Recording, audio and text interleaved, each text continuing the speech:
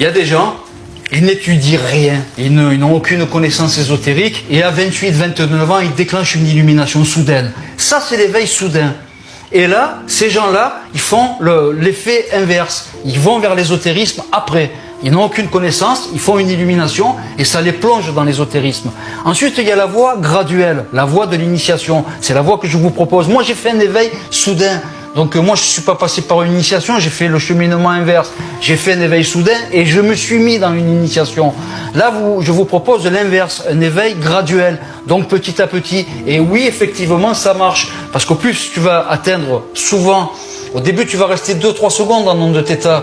Après 10 secondes, après 20 secondes, ça se grignote graduellement, ce processus.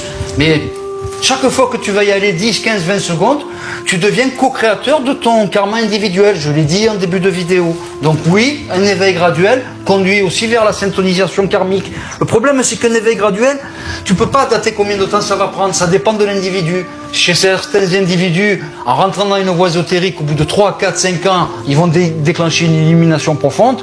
Et puis d'autres, ça va prendre une vie entière. Ils vont déclencher une illumination profonde à 77 ans, 78 ans, un peu avant de mourir. Ça peut prendre le temps d'une vie, le graduel. Et puis voilà, je te l'ai dit, par moment, on ne sait pas pourquoi. Moi, j'ai découvert, j'ai eu mes premiers éveils avec le yoga. Donc j'ai découvert cette discipline en écoutant consciencieusement ma prof. Elle me disait, là il faut bloquer, là il faut comme ça, ne bloque pas, là fais attention à ta position, tiens ta posture, place ton diaphragme comme ça. Je l'ai écouté méthodiquement. Et quand on écoute méthodiquement des méthodes ancestrales, eh ben ça fonctionne. Je suis l'exemple vivant que ça fonctionne.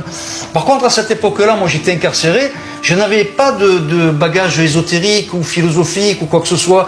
Il a fallu que je fasse la démarche pour aller vers ça. Il a fallu que je fasse mon initiation. Après, j'ai rencontré des gens, j'ai participé à des clubs de réflexion, j'ai augmenté mon champ de savoir. C'est une autoréalisation, ça se fait tout seul, on devient son propre maître et son propre disciple. Mais moi, j'ai fait l'effet inverse. Vous êtes en train là de faire un éveil graduel. Je vous conduis petit à petit vers les ondes θ. Après, les ondes delta, je ne pourrai pas vous conduire. C'est-à-dire là, c'est la force vive consciente qui va devenir votre maître. À partir des ondes θ, moi je vous conduis vers le θ, vers 6 Hz, vers le canal pranique, et là vous n'avez plus besoin de moi. Votre unique interlocuteur, là, ça sera la force vive consciente à travers votre véhicule céleste. Votre véhicule céleste va devenir l'interface entre notre réalité et le monde éthérique et l'univers tachyonique. Moi là, je vous délivre la recette pour atteindre les ondes θ, pour atteindre le canal pranique.